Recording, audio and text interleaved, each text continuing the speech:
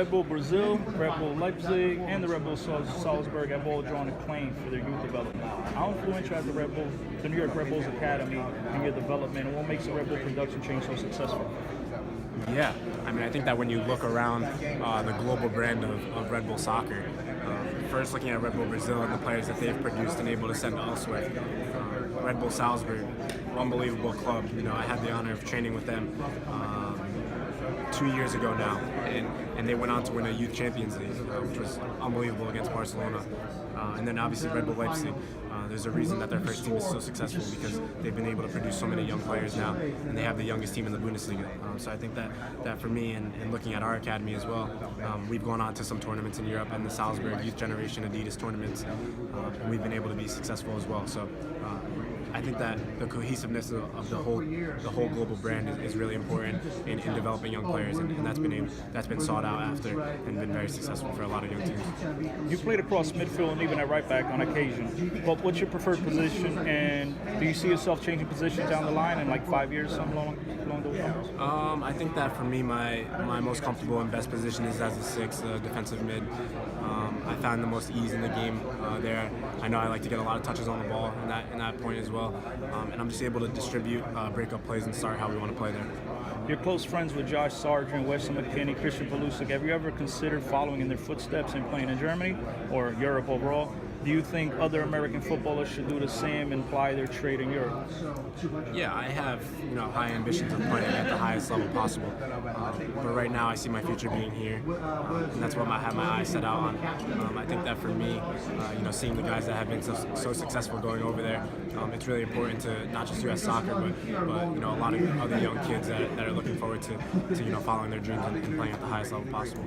Frank Sinatra famously said about New York that if I can make it here, I can make it anywhere. How has growing up in New York shaped you, not only as a footballer, but as a person? Yeah, I think that as a person, growing up where I did in Poughkeepsie, New York, my parents had an influential role in shaping me to be the person that I am, to gain maturity at a young age and be a leader that I am. I think that now for me growing up, I think that being the role model to my younger brothers and other teammates is very important. So I think that, New York, obviously being the place I grew up, has definitely shaped me. You played a vital role for the U.S. in the last summer's U20 World Cup, but you didn't play at all for the senior team until after they were eliminated from the World Cup qualification. Talk a little about the learning experience of having to watch as more experienced players failed to get the U.S. to the World Cup. Now with a few call-ups under your belt, do you feel you have a point to prove? Yeah, I think that obviously not qualifying for the World Cup is a bummer, but I think that that's in the past now, and we can only look towards the future. I have my eyes set on 2022, and I'm looking to play a pivotal role in going to that World Cup and making a difference. Coming off an under-20 World Cup, a successful one, I think it's important that we have a bright young core of players that are looking to make a difference. I think that for me, obviously watching them get knocked out of the World Cup, it sucks, but I think that getting the call up after the World Cup or the elimination was definitely an amazing honor. I think that anytime you get to put the crest on in the World Cup or not is a huge honor. So I think that for me, going forward, I'm looking to play a big role. You've never been the tallest player on the pitch, but you've gained a reputation for your versatility, work rate, and aggression. Do you see yourself as a future leader for the U.S., and what advice would you give to other aspiring players who aren't so big but want to become imposing leaders on the pitch like yourself? Yeah, 100%. I think that going forward, I can be a real leader for the U.S. national team.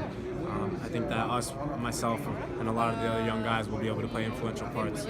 I think that to a lot of young players growing up, I think that Messi's not the biggest, but he's the best player in the world. It doesn't matter about your size or anything like that. There's much smaller guys on the team here than me, and they find a way to battle and get gritty on the field and competitive as possible. So just following your dreams is obviously an important thing. All right, Ty, just a few more, man. I'm sorry. No problem. Back in 2012, you were a ball boy. You gave Thierry Henry the ball before he scored the famous Olympico goal against Columbus Crew. You later trained with Henry, and you scored against Chelsea in the International Champions Cup. He congratulated you on the goal.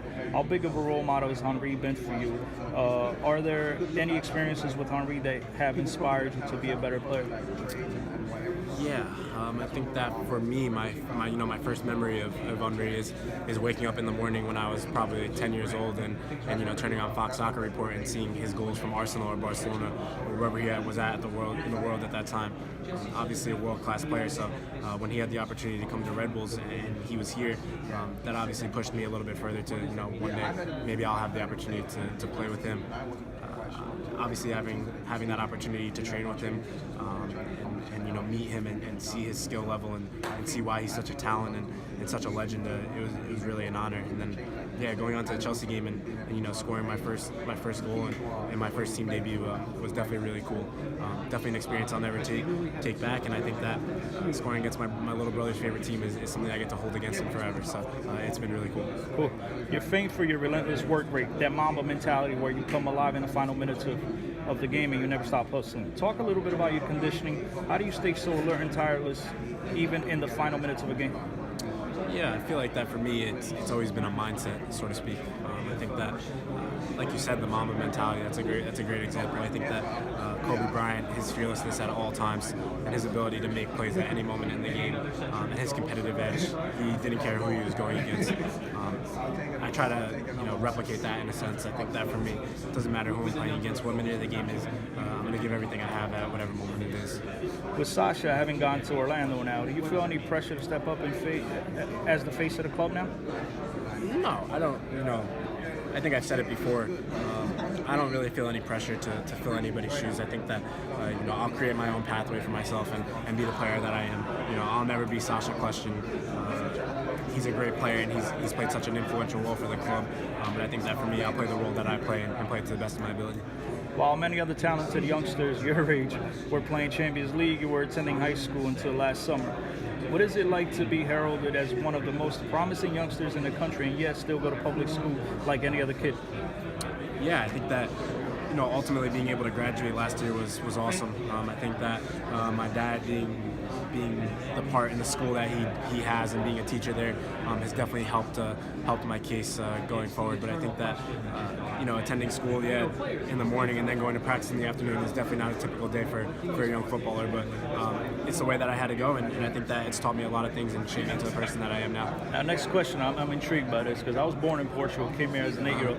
Talk to us about that experience, man, making your U.S. national team debut in Portugal against European champs. I know some of the key guys weren't on the pitch, but still, many of those guys play in the bigger clubs in Europe. So talk to us about that experience. Yeah, it was refreshing, I think, more than anything, to get a lot of young guys on the field for the U.S. and I mean, what an honor to get my first cap. A lot of guys never get to put that jersey on, so to play Portugal, one of the best teams in the world, in Portugal, in front of all their fans was really cool. I think that I've never had the nerves that I did for a game as much as I did in that game. So being able to put that crest on was definitely gave me goosebumps, and I think that it was really cool for my family, not just me. Cool. Now turning it back to the RedBulls, what's your expectations this year? I mean, I know you guys have traded your captain on back-to-back seasons. Hopefully they won't trade Robles next season. But what's your expectations going forward? Yeah, I'm really excited about the group that we have here now. I think that more than ever we have an eager group that really wants to get after. Like I said, a lot of young guys in the locker room now, eager to prove their points and why they deserve to be here. And that's me too. I think that for me, every time that I come to training, I'm just finding a way to get better. Same with all the young guys that have been signed and all the additions that we've had here. There's a reason that we've brought certain players in because they fit the philosophy of what the RedBulls organization is trying to do. So the expectations on this team are as high as ever. We're looking to bring in a most comeback. All right, and last question for me, man. You're a local kid, grew up around this area, played on ODP and state teams, select teams, national teams. What's your advice as far as player development, man? What do you think? I mean, there's a lot of noise about the pay for play. What would you do if you were in charge? Yeah, it's hard to say because I'm not in charge, so I haven't really put much thought into it. But I think it's a commitment, no matter where you are in the world, to try and figure out a way to develop to the best of your ability. Obviously, the commitment from my parents personally was huge because the commute down here every day was not an easy one. So they set me up for success in finding the time to put me to the best organization to succeed, and ultimately it worked out for me. But I think that for a lot of players, just finding the right club that suits them, and just being committed to getting better every day is important. Cool. Thanks, man. Appreciate it. Good luck this season.